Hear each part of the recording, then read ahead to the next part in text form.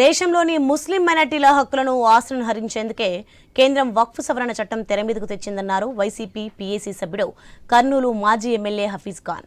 రాజ్యాంగ సూత్రాలకు విరుద్ధంగా వక్ఫ్ చట్టం రూపొందించబడిందని ఆరోపించారు. వక్ఫ్ బిల్లుకు AP CM Chandrababu, Bihar CM Nitish Kumar లాంటి వారు మద్దతు తెలపడం దేశంలోని ముస్లింలకు ద్రోహం చేయడమే అన్నారు.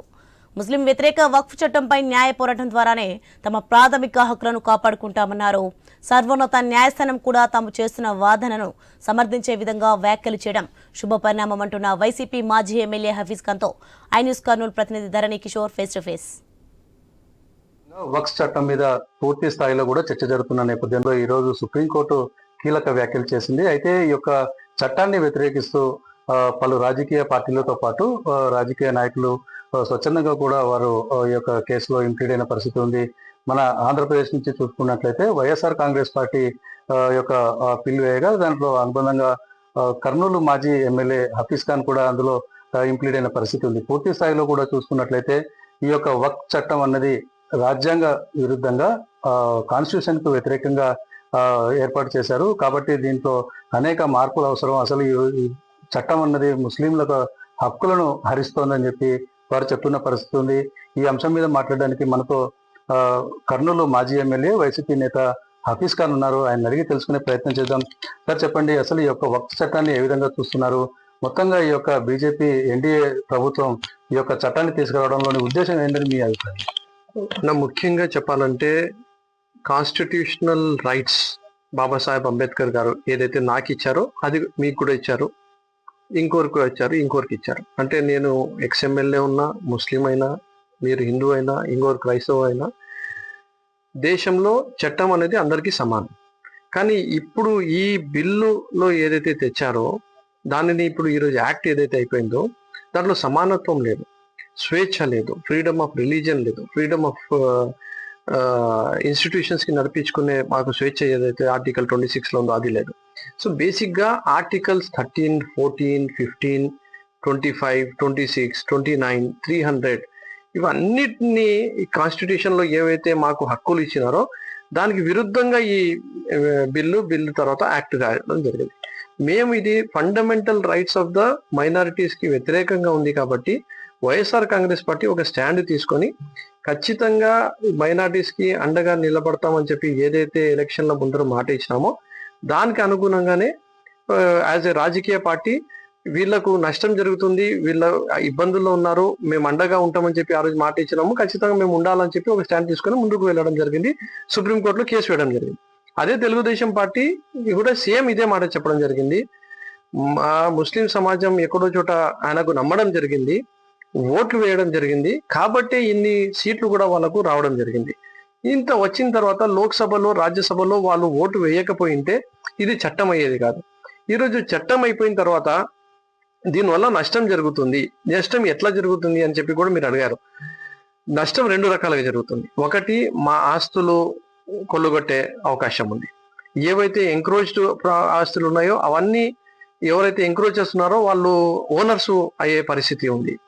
మూడోది, ఎక్కడైతే లిటిగేషన్ లేదో ఒక 300-500 సంవత్సరాల నుంచి ప్రశాంతంగా ఒక మసీదో, ఖబరస్థానో, ఈద్గానో ఏదైతే వాళ్ళు ధార్మికంగా నడుపుకుంటున్నారో అక్కడ కూడా పోయి ఎవరో ఒకరు పెటిషన్ వేసి మీ కాగితాలు యాడున్నాయి, మీ సేల్ డీడ్ యాడుంది, మీ గిఫ్ట్ డీడ్ యాడుంది అని చెప్తే మా దగ్గర లేదు అని చెప్తే వాళ్ళు కలెక్టర్కి పెటిషన్ కొట్టేస్తే ఇది లిటిగేషన్ ప్రాపర్టీ అయిపోతుంది. లిటిగేషన్ ప్రాపర్టీ ఉన్నంతసేపు దీన్ని మేము క్లోజ్ చేసేస్తామంటే ఇంకా అక్కడ హిందూ, ముస్లిం అని చెప్పి కొట్టుకునే పరిస్థితులు, గొడవలు సృష్టించే పరిస్థితులు. అంటే 3-4 రకాలుగా దీంట్లో నష్టం ఉంది అని చెప్పి ఆల్ ఇండియా ముస్లిం పర్సనల్ లా బోర్డు ఉన్నది, దాని తర్వాత వేరే సంఘాలు ఉండని, ఆర్గనైజేషన్స్ ఉండని, వాళ్ళు కానీ పార్లమెంట్ లో ఉన్న అందరూ 20కి పైగా ముస్లిం ఎంపీలు కానీ అన్ని సెక్యులర్ పార్టీస్ కానీ ఒకవైపు రాజ్యాంగంగా వ్యతిరేకంగా ఉంది, ఇది ఒకవైపు హిందూ ముస్లిం అనే గొడవలు అయ్యే పరిస్థితులు ఉన్నాయి, ఒకవైపు వీళ్ళ ఆస్తులు పోయే పరిస్థితి ఉంది, ఒకవైపు వీళ్ళకు ఏదైతే స్వేచ్ఛ రాజ్యాంగం ఇచ్చిందో, ఏదైతే హక్కులు వాళ్ళకి ఇచ్చిందో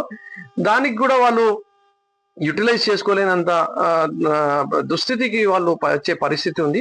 దీనివల్ల ఎవరికి లాభం లేదు, దీనివల్ల నష్టం తప్ప, రాజకీయ లబ్ధి తప్ప బీజేపీ పార్టీకి ఎవరికి లాభం లేదు అనే దానిపైన ఒక నిర్ణయానికి వచ్చి లోక్సభలో పోరాడడం జరిగింది, రాజ్యసభలో పోరాడడం జరుగుతుంది, ఈరోజు సుప్రీంకోర్టులో పోరాడడం జరుగుతుంది. మా బాధ ఏమి అంటే ఈరోజు భారతదేశంలో ఉండే 20 కోట్ల ముస్లింలు కూడా ఇద్దరు పెద్ద మనుషులకి ఎక్కడో చోట నమ్మినారు. 40 సంవత్సరాల నుంచి సెక్యులర్ పార్టీస్ లో ఉన్నారు.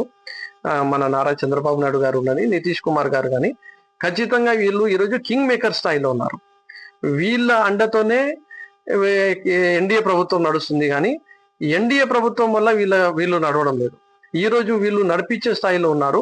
ఖచ్చితంగా ఈ ఇద్దరు పెద్ద మనుషులు ఆపేస్తే ఈ బిల్లు ఆగిపోతుంది, యాక్ట్ ఆగిపోతుంది అని చెప్పి ఏదైతే నమ్మినామో వాళ్ళకి నమ్మించి వీళ్ళు మోసం చేసినారు అనే బాధ ఈ సమాజానికి ఎక్కువ ఉంది అనేది కూడా మీకు ద్వారా తెలియజేస్తుంది. అయితే మీరు చెప్తున్నారు పూర్తి స్థాయిలో కూడా ఈ యొక్క వక్ బిల్లు వల్ల మొత్తంగా ఆస్తులన్నీ కోల్పోయే పరిస్థితి ఉంటుంది, మత కల్లోలాలు రేగే అవకాశం ఉంది అంటున్నారు. కానీ బీజేపీ లేదా ఎన్డీఏ ప్రభుత్వం కూడా లోక్సభలో బిల్లు ప్రవేశపెట్టేటప్పుడు కూడా అన్ని రకాల అంశాలను పరిగణించి ఎవరికి నష్టం జరగని విధంగానే సానుకూల దృక్పథంతోనే మా చట్టం తెచ్చాము అని చెప్పి వాళ్ళు చెప్తున్నారు. మొత్తంగా ఈ కేసు మీరు రన్ చేసిన తర్వాత ఈ రోజు సుప్రీంకోర్టులో జరిగిన అంశాల మీద ఏమంటారు? మీకు దాంట్లో ఏమైనా మెరిట్స్ కనిపించాయి?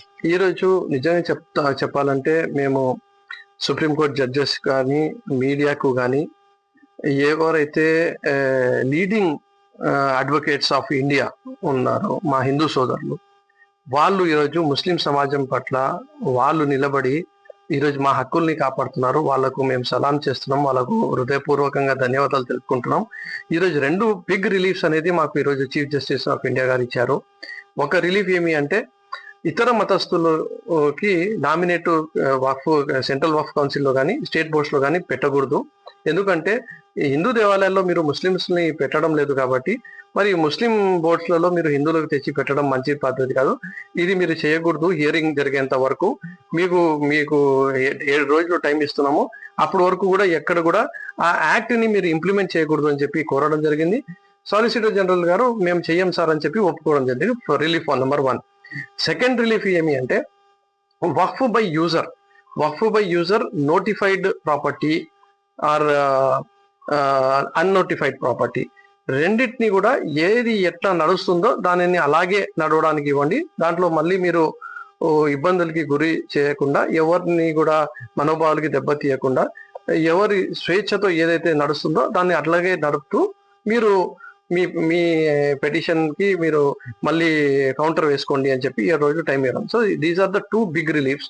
మూడోది ఏమంటే నిన్న జరిగిన సారాంశం చూసుకుంటే కూడా మీరు కలెక్టర్ గారికి ఎక్కువ పవర్స్ ఇచ్చేశారు. మరి కలెక్టర్ గారు దీనిని వక్ఫ్ ప్రాపర్టీ నాన్ వక్ఫ్ ప్రాపర్టీ అంటే అప్పటి వరకు లిటిగేషన్ క్రియేట్ చేస్తున్నారు కదా, మీరు ఎందుకు అంత ఎక్కువ ఆయనకి పవర్స్ ఇవ్వడం జరిగింది?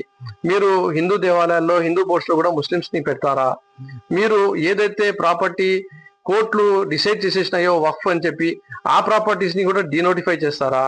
లేదంటే ఏదైతే వక్ఫ్ బై యూజర్ అని చెప్పి నడుస్తుందో అలాంటి ప్రాపర్టీస్ ని కూడా మీరు డీనోటిఫై చేస్తారా అని సాక్షాత్తు చీఫ్ జస్టిస్ ఆఫ్ ఇండియానే వాళ్ళని అడగడం జరిగింది. మాకు ఎంతో అది సంతోషకరంగా అనిపించింది. ఈరోజు కాన్స్టిట్యూషనల్ రైట్స్ ని ఆయన సమర్థించినట్టు, మేము ఒక మెట్టు గెలిచినట్టు ఈరోజు మేము ఫీల్ అవుతున్నాం. అయితే మొత్తంగా కూడా న్యాయ పరిధిలో ఉన్న అంశాల మీద మనం తక్కువగా మాట్లాడుకోవాలి. అయితే ఈ యొక్క మొత్తం అంశాల్లో మీకున్న మెరిట్స్ మీద మీకు ఈ చట్టం సవరణలు కోరుకుంటున్నారా లేక చట్టాన్ని రద్దు చేయాలని కోరుకుంటున్నారా? ముఖ్యంగా చెప్పాలంటేనా ఈ చట్టంలో ఏది కూడా మంచిది అమెండ్మెంట్ అనేది మేమైతే అనుకోవడం లేదు. This is just A I wash, ఇది యూటర్న్, ఇది డైవర్షన్ పాలిటిక్స్ కోసం బీజేపీ ఎన్డీఏ ప్రభుత్వం వాడుకుంటుంది. ఎందుకంటే ఈరోజు వాళ్ళ దగ్గర ఎలాంటి టాపిక్ లేదు. ఈరోజు వాళ్ళు ఎంప్లాయ్మెంట్ జనరేషన్ చేయడంలో కానీ, డాలర్ రూపీ స్ట్రెంథనింగ్ లో కానీ, మ్యానుఫ్యాక్చరింగ్ ఇండస్ట్రీస్ పెంచడంలో కానీ, జీడిపి పెంచడంలో కానీ, ప్రతి ఒక్క సామాన్య మనిషికి నిత్యావసరాల సరుకులు ధరలు తగ్గించడంలో కానీ, లేదంటే ఇన్ఫ్రాస్ట్రక్చర్ డెవలప్ చేయడంలో కానీ అన్నిట్లో వాళ్ళు విఫలమైపోయినారు. 10-11 సంవత్సరాలు ఇప్పుడు అయిపోయినాయి. మళ్ళీ వాళ్ళు వేరే రాష్ట్రాల్లో ఎలక్షన్స్ కి పోతున్నారు. ఇది హిందూ ముస్లిం నడిపిస్తుంటే మిగతావన్నీ ఎవరు ఏమి అడగరు కదా అని చెప్పి చేస్తున్న కుట్రలో భాగం అని చెప్పి మేమైతే గట్టిగా అనుకుంటున్నాం. అయితే మొత్తంగా ఇప్పుడు ఏపీలో మీరు వైసీపీ నుంచి ఉన్నారు, వైసీపీ కూడా ఈ బిల్లు మీద వ్యతిరేకంగా వెళ్ళింది. సో మొత్తంగా చూసుకుంటే లోకల్ ఏపీలో ఈ పరిస్థితి ఎలా ఉండబోతుంది, మీ పార్టీ దీన్ని ఎలా టేకప్ చేయబోతుంది, దీని మీద ఏమైనా మైలేజ్ సంపాదించే ప్రయత్నం చేస్తున్నారా, లేక దీన్ని కాన్స్టిట్యూషనల్ లో జరిగిన ఒక బ్లాకేజెస్ లాగానే వాటి మీద ఫైట్ చేస్తున్నారు? Purely constitutional rights and fundamental rights of citizens. ఈరోజు మైనార్టీస్ కి జరిగింది, రేపు క్రైస్తవులకు జరగవచ్చు, ఎల్లుండి హిందూస్ కి జరగవచ్చు. ఎవరికి జరిగినా కాన్స్టిట్యూషనల్ రైట్స్ కోసము, ఫండమెంటల్ రైట్స్ కు ప్రొటెక్ట్ చేయడం కోసము మా రాష్ట్రంలో ఉండే సిటిజన్స్ హితంలో వాళ్లకు మనోభావాలకి దెబ్బ తినకుండా వాళ్లకు ఆకాంక్షల మేరకే మేము వైఎస్ఆర్ కాంగ్రెస్ పార్టీ వాళ్ళ తరపు నుంచి ఈరోజు సుప్రీంకోర్టులో పోరాడుతుంది. ఇది మొత్తంగా చూసుకున్నట్లయితే హఫీజ్ ఖాన్ చెప్తున్నది ఒకటే, ఇది కులమతాలకు సంబంధించిన అంశం కాదు. వక్ఫ్ బోర్డ్ అన్నది ఒక మతానికి సంబంధించినది అయినప్పటికీ కూడా ఆ హక్కులను కూడా కాపాడడం ఒక రాజకీయ పార్టీగా, రాజకీయ నాయకులుగా మాకు బాధ్యత ఉంటుంది. అయితే ఇది రాజ్యాంగంలో జరిగిన లోపభూయిష్టమైన ఒక బిల్లుగా చూస్తున్నాం. దీని మీద ఖచ్చితంగా న్యాయ పోరాటం చేస్తాము, అందరి ప్రజల పక్షాన మేము నిలబడతామని చెప్పి చెప్తున్నారు.